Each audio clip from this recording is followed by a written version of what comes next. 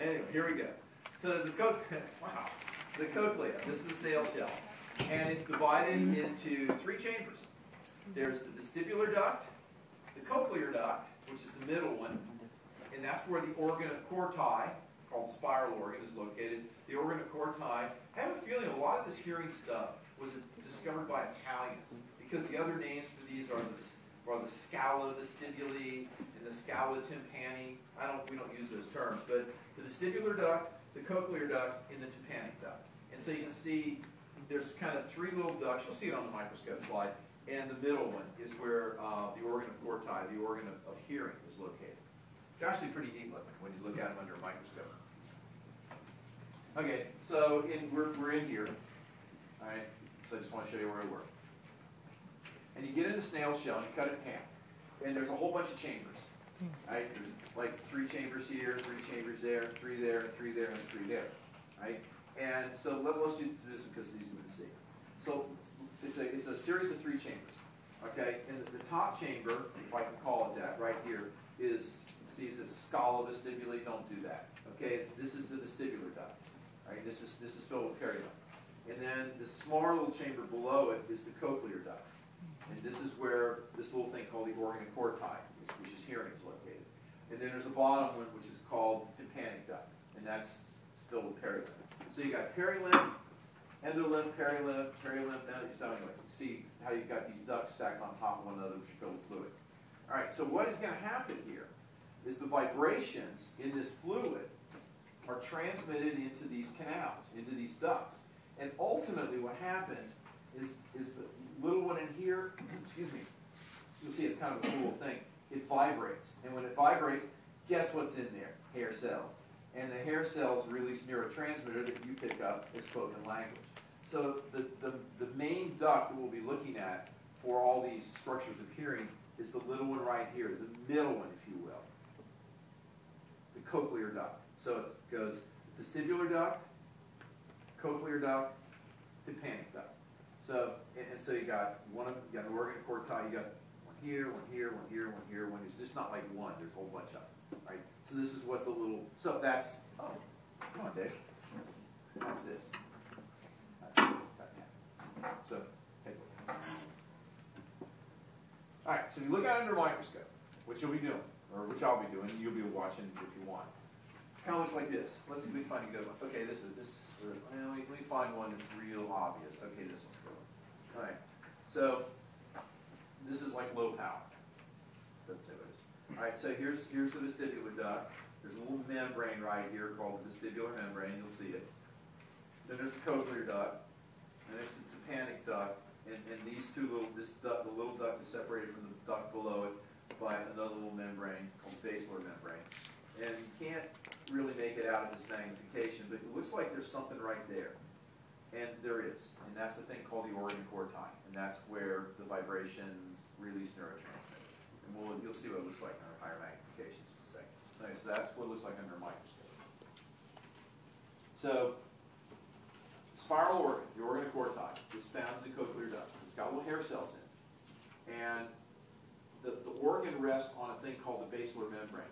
And when the basilar membrane is distorted by pressure waves, it moves up and down. And when it moves up and down, it causes distortion of the hair cells. And the hair cells release neurotransmitter, you get language. Now, I joked the other night that sometimes I think people play music too loud in their ears, right? The vibration is just too much. Because I got news for you. Over time, the poor little hair cells get damaged. The little, you'll see a picture in just a second, the little like cilia actually break off due to extremely loud noises. And the bad part about it is they don't grow back. So if you expose yourself to really loud noises for long periods of time, you can go deaf just because of damage to the hair cells in there, because they don't repair themselves. So that's why you kind of, want to cut the volume down a little bit, wear ear protection if you have a job which is really loud. I've had students in here work for the airlines, like a couple of guys who did baggage for Southwest, and I'm going, so, you guys always use your, we get yelled at if we don't wear your ear protection because it's really loud out there with all those jets, right?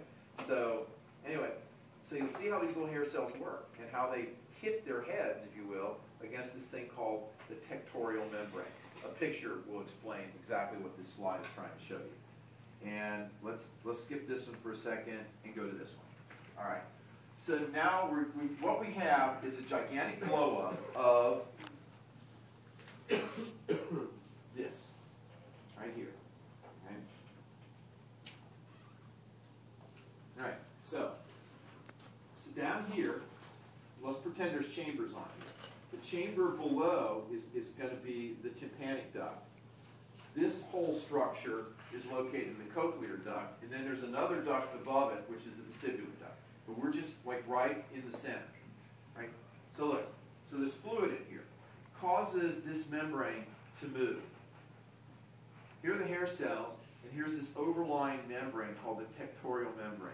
The tectorial membrane doesn't move. It's like if my fingers were, if my left hand here is the tectorial membrane and my fingers are the hair cells, vibration causes the basilar membrane to move up and the hair cells hit on the tectorial membrane. When that happens, they release neurotransmitter, which you pick up, and the vibration is and translated by your brain into words.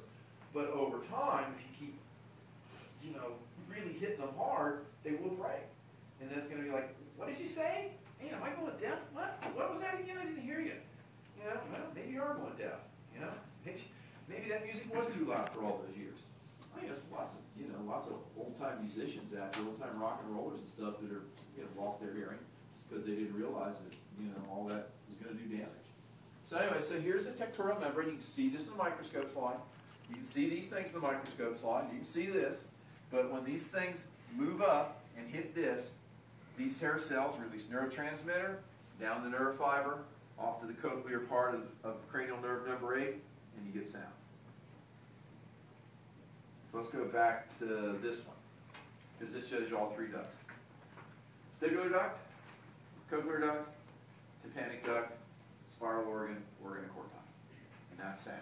So it leaves down here, there's a thing here called the spiral ganglia. Ganglias again, God, they're everywhere, right? And then it goes, cochlear branch of nerve number 8 goes into the brain. Brain figures out what's going on. So, let's figure out how sound happens. Well, let's see. Vibration hits the tympanic membrane, the auditory ossicles vibrate,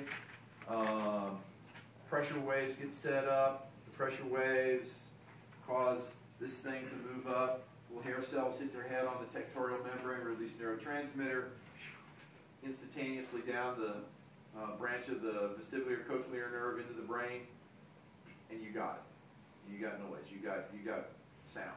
So that's hearing.